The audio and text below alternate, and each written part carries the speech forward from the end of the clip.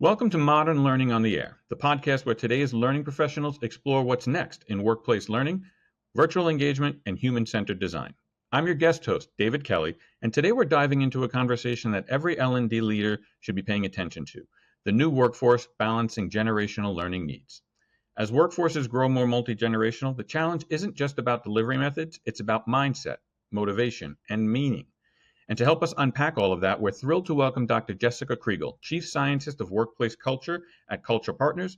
She's an organizational psychologist and best-selling author of Unfairly Labeled. Jessica brings a data-driven yet deeply human perspective on how organizations can build cultures that meet learners where they are regardless of their generation, while still aligning with business goals. So plug in, settle in, and stay tuned. Jessica, thanks so much for joining us. Thanks for having me. Yeah, I'm really interested in jumping into this discussion that's really inspired by your book, Unfairly Labeled. Can you tell me a little bit about what inspired you to write that book? A negative experience, I guess. I was in one of my first jobs. Well, it was my first job after getting out of my MBA. And I was working at a technology company. I was a training consultant. I was doing really well. I loved the work. I was being paid fairly. It was a dream scenario for me, and I loved my colleagues. Everything was good. And I had my very first performance review a year into my employment there. And I was expecting 10 out of 10 on everything because I would get scores on my training deliveries. I had been getting feedback throughout the year, and I knew everything was going well. And there was one metric where they gave me a 2 out of 3, and it was on interpersonal skills. And I remember saying, why do I have 2 out of 3? I mean, that's pretty bad for interpersonal skills. 2 out of 3 is like 66%. That's an F. And my boss said, you're just like one of those millennials. You need to bake a little bit longer. And it just took all the energy out of my passion for that job in that moment, being told that I'm just like those millennials. I didn't even know what that meant, but I knew that she didn't understand who I was and didn't see me really. And I felt stereotyped. I felt isolated. I felt totally unengaged. And I ended up going to school, and they said, what are you going to study for your dissertation? I said, how about millennials? So I can figure this thing out. I'm the language that we use shapes the way we think very often. And I know that that's a big part of the theme of the book around this label. How did these labels that we use, even unconsciously, affect the way that we think about people? Well, it creates an us versus them bucket, right? I'm a millennial, you're a Gen Xer, he's a baby boomer, they're Gen Zers. And so when I'm not a part of that group, then my self-esteem and my identity is attached to the group that I'm in. And the only way to make your self-esteem feel better is if it's better in a comparison than the other group. So it's a subconscious routine that we're running on the us versus them buckets that takes conscious effort to overcome, because the survival animal instinct in us wants us to feel good. And so it says we're part of the good group and they're part of the bad group. And that means I'm better than them. And so therefore I'm okay. And so we do it subconsciously. And we do it with way more than just generations. We do it with nationalities. We do it with our college alma mater. We do it with all the things that we identify with ourselves. We do it with political views, obviously. And so that's why you see the political discord growing, because when people identify with a belief in that group that they're in, then an attack on a belief that the group holds becomes an attack on the self. And you take it so personally that you have to counterattack. And so that's how these buckets have become so counterproductive. And they're new, by the way. I mean, the word millennial wasn't invented until 1990. And the word Gen X over time changed definitions. At one point, Gen X referred to baby boomers, and then it referred to traditionalists. And it was actually a word invented by a magazine publication that was trying to write an article to make the point that we should not classify people into generations. That's why they called it Generation X. Let's not give it a name. But people saw that, it was catchy, turned into a Billy Idol song, and now here we are. No, it's one of the things that I find confusing about this issue is that it seems to be like one of the very few areas where we are collectively okay with stereotyping. I mean, if we took the same generational stuff and applied it to race, people would be outside of the room with pitchforks. But we are applying it to age, and people seem okay with it. Why is that? I don't know why that is. I think probably because there is, it's ageism Mm-hmm. hiding in a generational label, right? But as you said, if I had to guess, it would be about privilege. That there is, Hmm. it's hard to identify which is the privileged generation. Whereas with race, there's clear privilege lines. With gender, there's clear privilege. And so Yeah. when there's an underprivileged group that needs advocacy and creates movement around change, then we hear noise and we understand, wait, racism is a thing. We should try and counteract that. Sexism is a thing. But who's the underprivileged generation? I don't know anyone that wishes they were part of another generation. Baby Yeah. boomers don't want to be millennials, and millennials don't want to be baby boomers. So that perhaps is what has allowed this stereotyping to be so socially acceptable. There's, and just listening to you to sharing that here, there's so much of a personal connection to this stereotyping that happens, but that everyone, and the narrative I find that goes around with generations is very personal. We talk about it through the lens of how it affects the person being stereotyped. But Mm-hmm. aren't there organizational impacts to this as well? How does the allowance of this to happen affect an organization in terms of their people strategy? Yeah, I mean, it's a culture dynamic. That's what Hmm. happens is when you have people making decisions based on generational stereotypes, then that affects who you hire, who you promote, how you promote, et cetera. The language that's being used. I mean, I remember working for a Fortune 100 company, and the CEO went on to an all towns call and basically said, we hire lots of kids these days.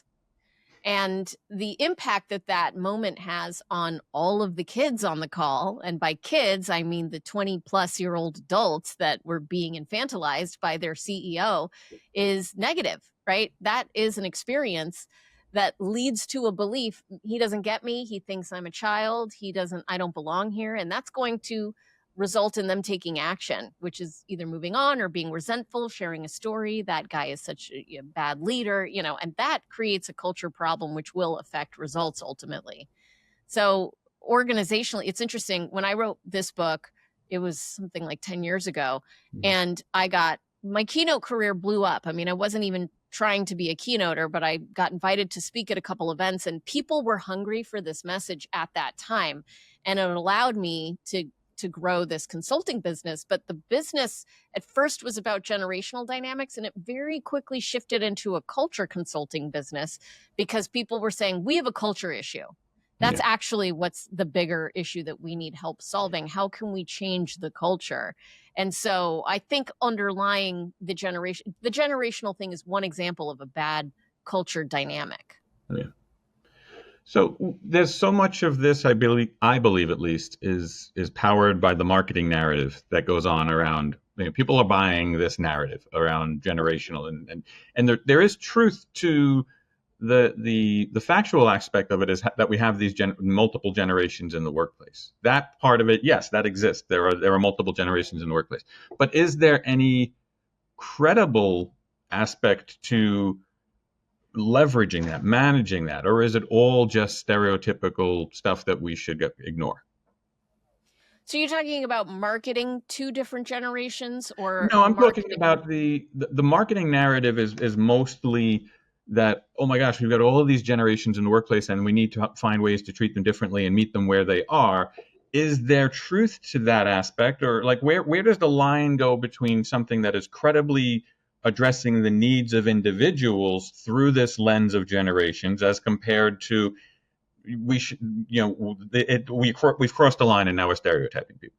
Yeah. Okay. Got it. So the generational truth that exists is that you have people of different ages. Hmm. But let's zoom out for a second and understand what really are we talking about when you hear the word millennial? Everyone is thinking of the same thing. They're thinking of a middle income, white American person that fits a particular stereotype that has been perpetuated about millennials. And a middle income white American person that works at Facebook is going to be very different, for example, than a middle income American person that's in the rural South that just got their first job working for a railroad company.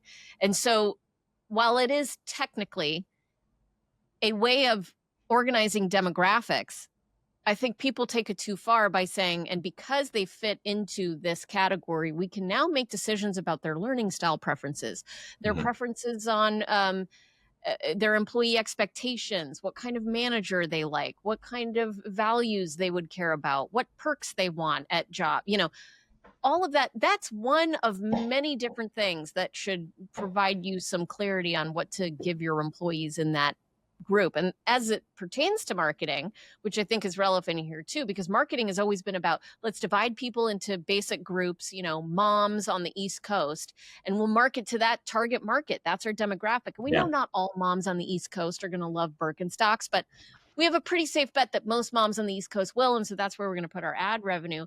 But in today's marketing age, where you have moms on the East Coast with an income over 300,000 and who have liked, I'm trying to come up with a musician who's non-controversial and it's not occurring to me, Maroon 5's music on Facebook, right? Now you're actually a little bit more specific, but just saying millennial is so broad and so ridiculous of a marketing demographic sliver that it doesn't actually give you any information, either from a marketing perspective or from an employee expectation perspective.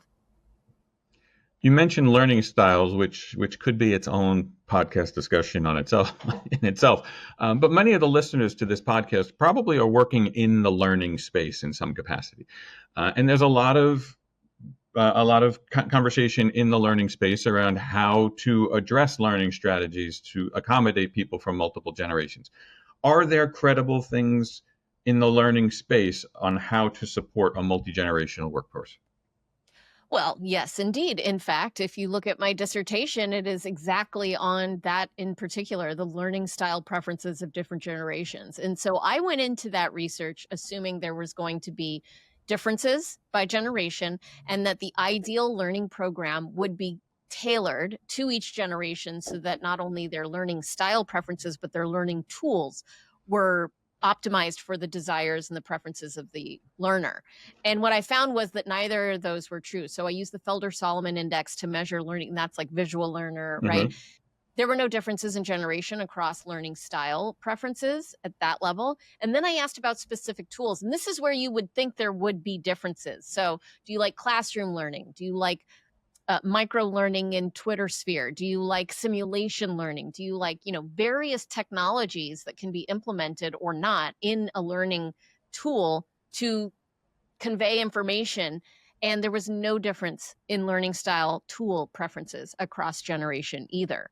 And that's what shocked me. I mean, I really didn't expect to not see a difference. I expected there to be a difference. When I went into this research, I wanted to be the expert on millennials. And I wanted to, as a millennial, not have anyone say you're not credible because I was an expert in the thing that I was. And so therefore, of course, you have to listen to me. That was like my whole career plan. And it turned out my thesis was proven to be not true. And the whole thing was, no, your preferences for your population are going to be unique based on your organization, the purpose of your organization, the cultural beliefs at that organization, the strategy of your organization. And so I'm not saying it shouldn't be customized, but it shouldn't be customized based on generation. It should be customized on a whole slew of other things that are much more appropriate to measure and understand. So the best thing you can do is a needs assessment for the group you're designing for, and not making some generalization about a group of people based on some research you said. Because for every study that says that millennials like X more, there's an other study that will say, well, actually, it's baby boomers who like that more. It just depends on how you do the research and what the population was that you were studying and the lens through which you view that research. So it's all noise. One of the things that's changed since you've written the book, I mean, a lot of things in the world that have changed, but we went through COVID and now the world works more regularly in hybrid and virtual environments, kind of like the one that we're in right now. How does the shift to more people working in virtual and hybrid environments impact our need to meet people where they are and still avoid something? Because you hear things like, oh my gosh, the baby boomers, they don't even know how to work Zoom. How do we handle? Does that change things at all? If you had written this book now, how would the virtual and hybrid environments be impacted? So I have a lot of opinions about this. Research I've done on technology adoption at work shows that there is no difference in adoption rates of technology in the workplace based on generation. So another one of these stereotypes that's been squashed. A baby boomer is not slower to adopt Zoom than a millennial at work. When a Mhm. workplace says we're using Zoom now, everyone uses Zoom at the same speed of change, right?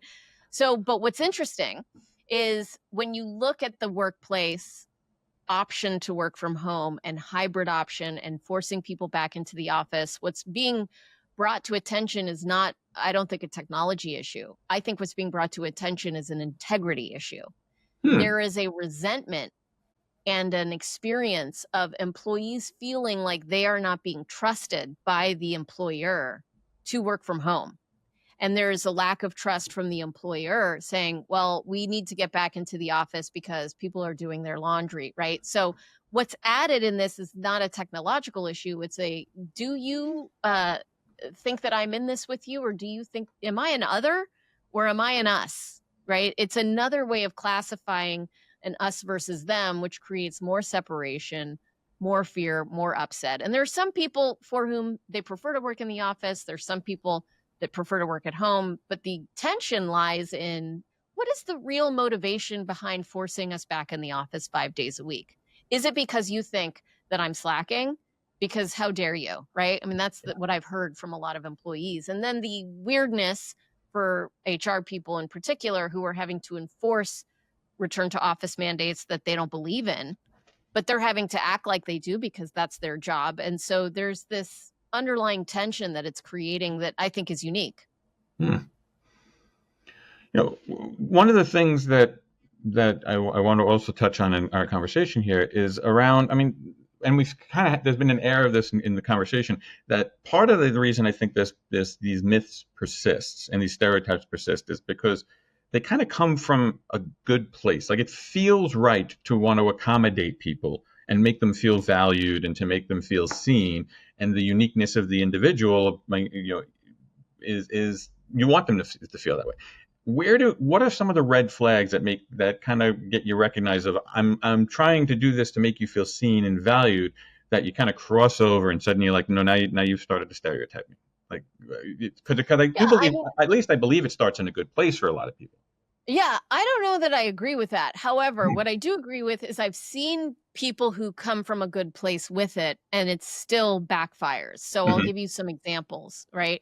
Um, at a technology company I was working with, the CEO said, we hire a lot of kids these days. I told you that story. Well, the next part Yeah. of what he said on that all hands call was, and what's fabulous about millennials today is they value work-life balance over compensation.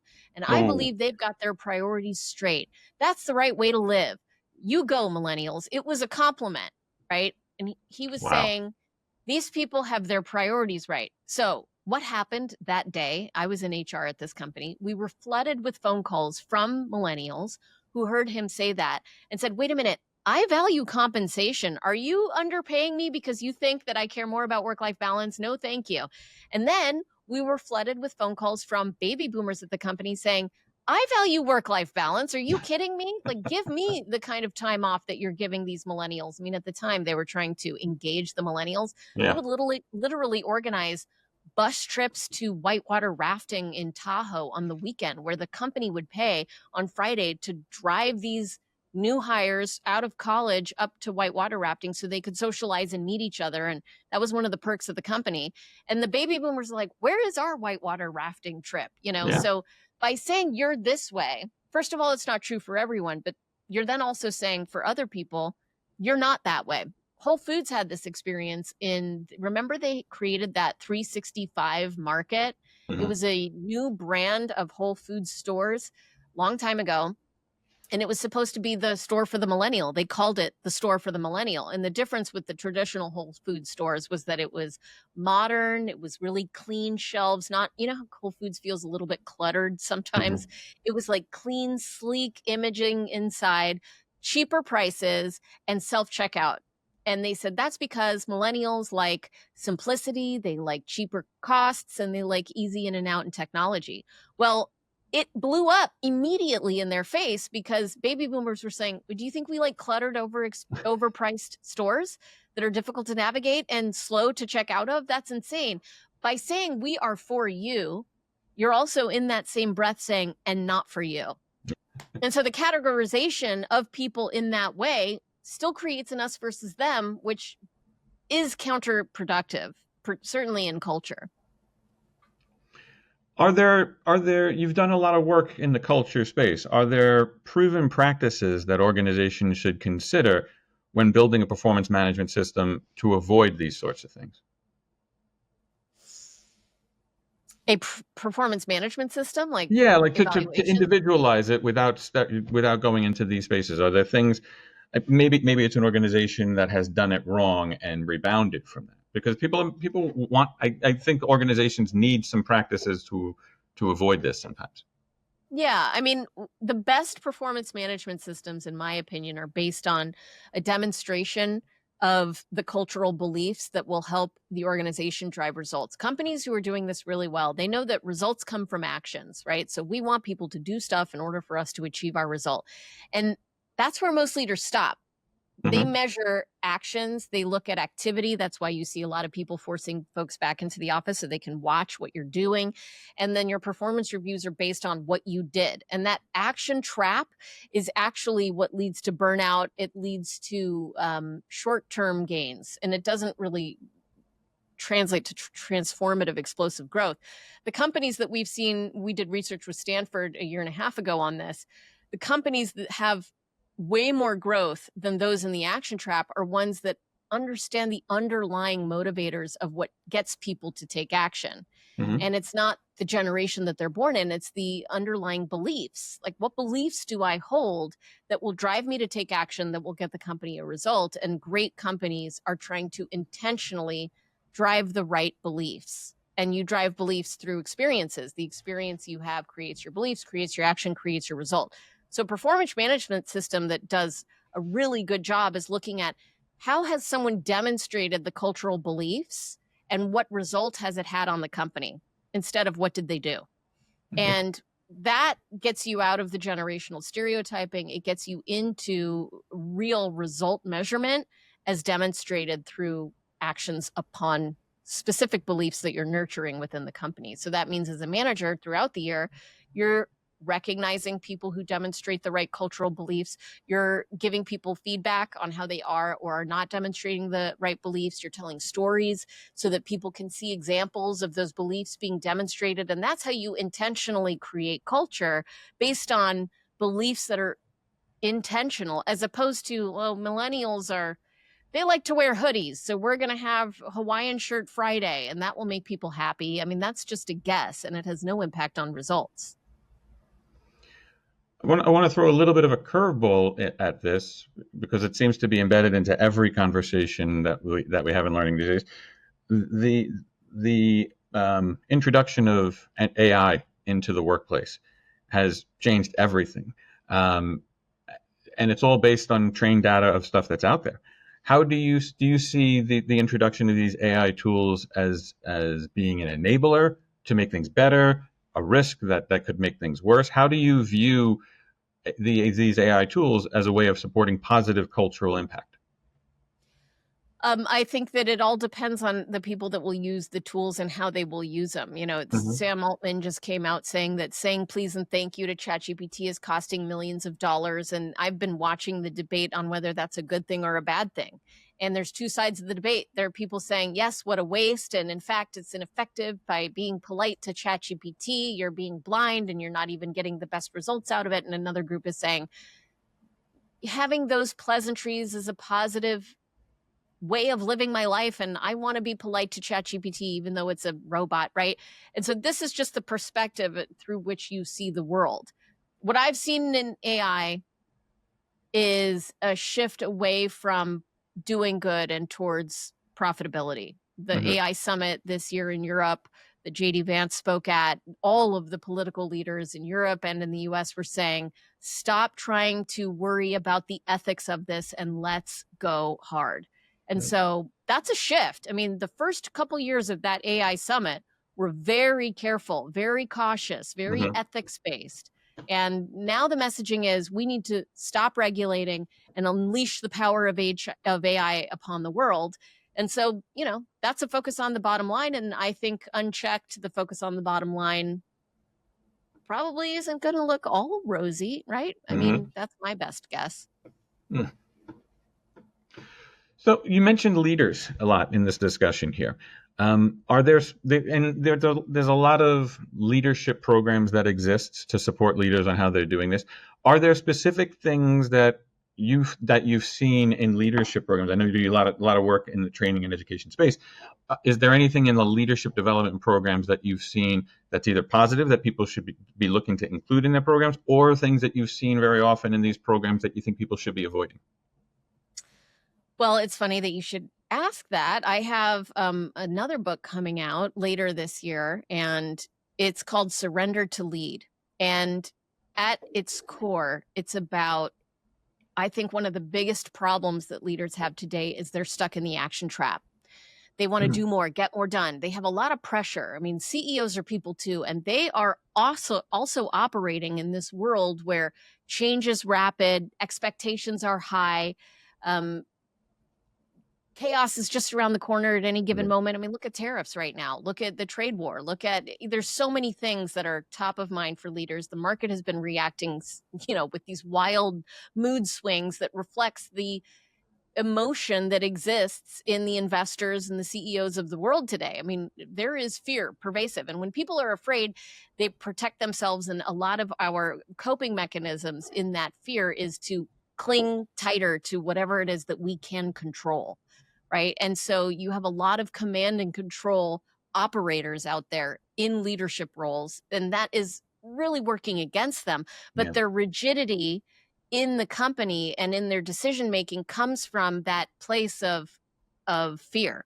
And so what we've seen and what the research demonstrates, and with our clients, what we've seen is when leaders learn how to let go of what is not within their control and they focus on what is in their control, they are able to expend their energy in a much more efficient way and get better results. So what does that mean? As a leader, the only thing that you control is how you set the conditions for your employees to succeed.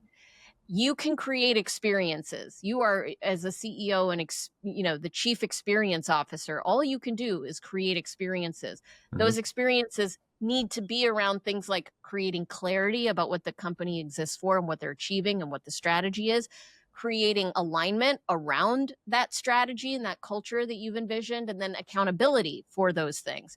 Clarity and alignment and accountability, those are the only things that you really can influence in the experiences you create. But the bossing people around, the trying to force people to do more with less, the pressure, that doesn't work. So really, leadership right now is about letting go. For a lot of people, especially if they're not as defined by their organization's org chart, a leader. I think anyone could be a leader at any level, but org charts are org charts and organizational cultures.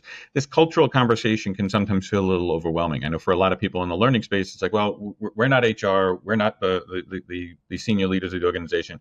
We can't really influence culture that much. It can feel like an overwhelming topic. Are there small things that individuals can do that can kind of move the needle a little bit in terms of creating a more positive workplace culture?